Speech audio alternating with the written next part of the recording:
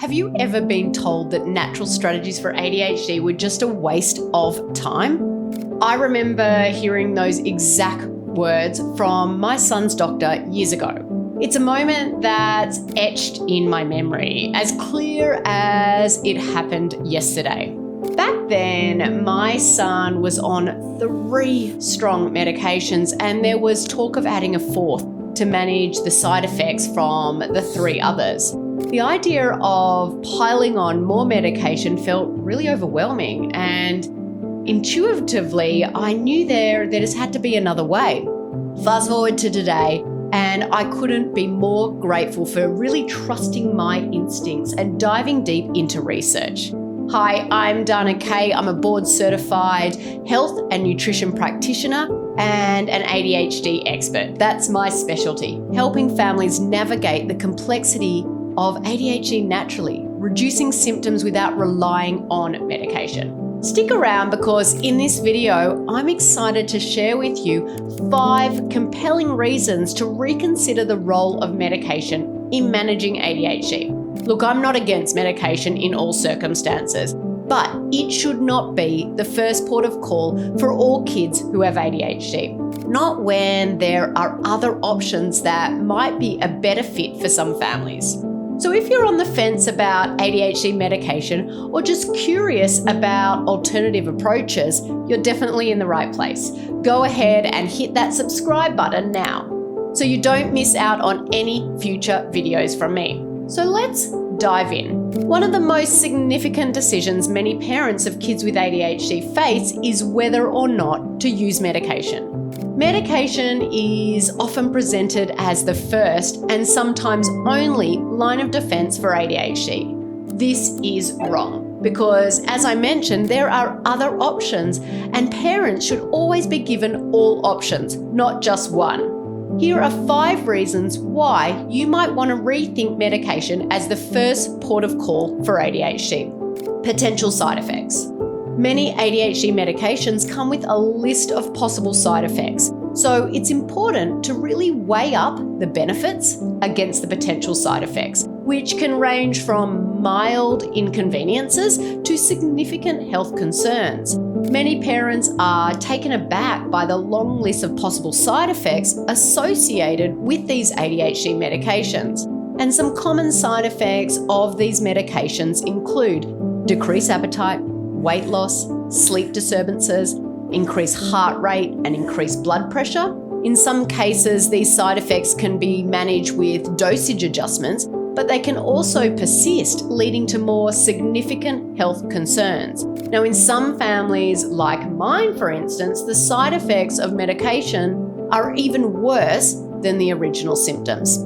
There's also mental and emotional impact to consider. Some children may experience changes in mood or behavior, such as increased anxiety, irritability, or even depressive symptoms from the medication. Certain ADHD medications also have potential for abuse and dependency, particularly stimulants. Another thing to consider is that long-term use of stimulant medication has been associated with a potential impact on growth in some children. This is an area that definitely requires further research, but it's a consideration for parents and for healthcare providers. Now, each child's response to medication can vary so greatly. What works for one child may not work for another, and the process of finding that right medication and dosage can be long and can be complex. It's these concerns that really led me to look deeper at alternative strategies and that more natural, holistic approach to managing ADHD symptoms. A second reason you might want to rethink medication is that medication masks symptoms rather than actually solving them.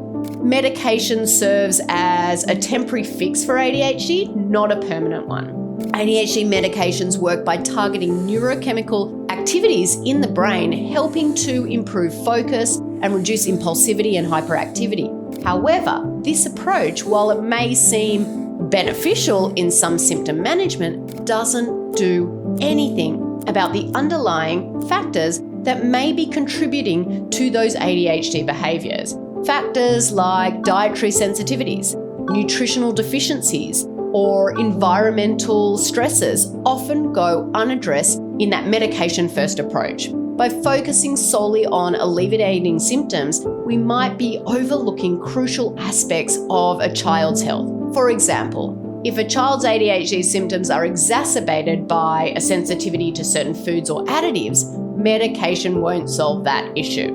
Or if environmental factors such exposure to heavy metals or toxins or lack of physical activity play a role, medication alone won't address these contributing factors. That's why we recommend a more holistic approach to ADHD management, one that considers the whole child, not just the symptoms. We dig deeper to identify and address the underlying stresses that could be influencing and exacerbating ADHD behaviours, thereby providing a more comprehensive and sustainable solution. Number 3 is another crucial aspect to consider when thinking about ADHD medications is their long-term efficacy. One thing I eventually asked myself about my son's medications was this: are these treatments going to be effective in the long run? And for us, the answer was no. Initially, families might see a noticeable improvement in ADHD symptoms with medication, which can feel like, oh, that's significant relief. But the body can adapt to these medications over time, potentially diminishing their effectiveness.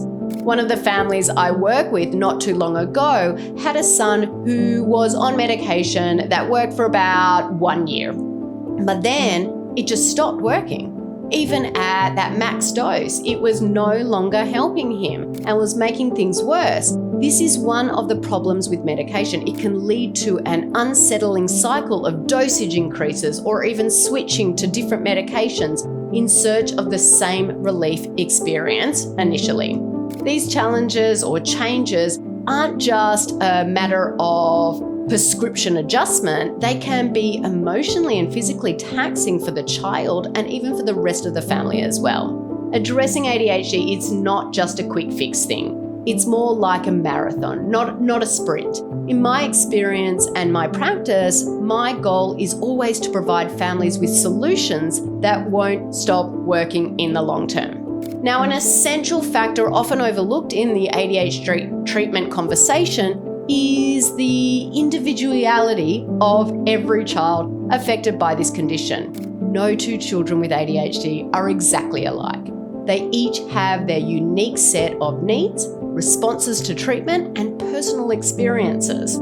This diversity calls into question the one-size-fits-all approach that medication often represents. Relying solely on medication can sometimes miss the mark because it doesn't account for that nuanced differences between each individual. What works wonders for one child might not have the same effect on another, and in some cases, it might even lead to adverse reactions or insufficient symptom management. This is where the importance of tailoring ADHD management strategies to fit the individual child comes into play. By adopting a more personalized approach, we can explore a broader range of interventions that consider the child's specific challenges, their strengths, their environmental factors, and personal preferences.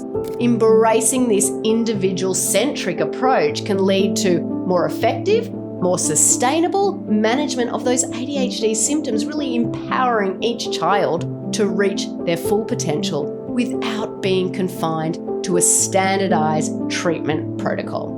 And finally, the final reason you might want to rethink ADHD medications. A more holistic approach to ADHD considers all facets of that child's life, from diet, exercise to emotional well-being, gut health, and environmental influences that can lead to sustainable long-term improvements. By considering these broader aspects, we can develop comprehensive, sustainable strategies that support a child's growth and development from various angles.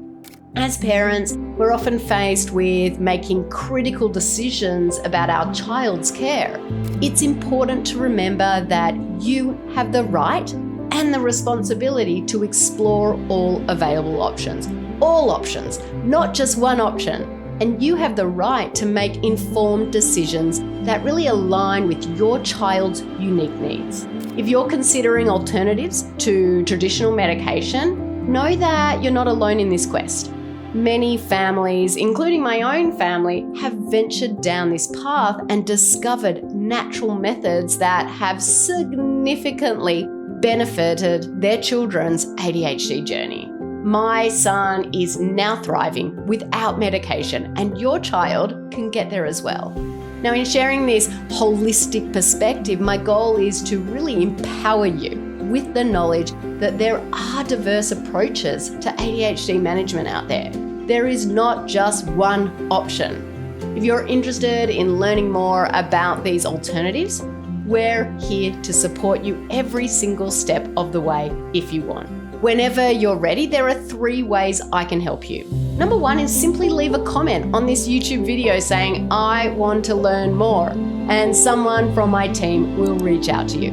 Number 2 is watch my 18-minute ADHD fast class and discover the secrets that changed my family and brought us to a place of peace and calm in our house. These are the same secrets that I've shared with now over 1,000 other families all across the USA in my program to help them find the same peace and calm that we found. You can find the link to this fast class in the description of this video.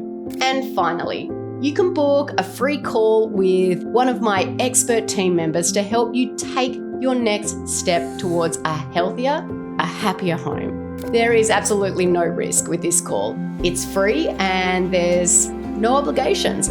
All we will do is chat about how our team can help you get to where you want to go. That's it for today, guys. I hope this video has been helpful. If it has, go ahead and hit that like button to help get this video into the hands of other parents of children with ADHD who might benefit from it. Take care, and I'll talk to you all soon.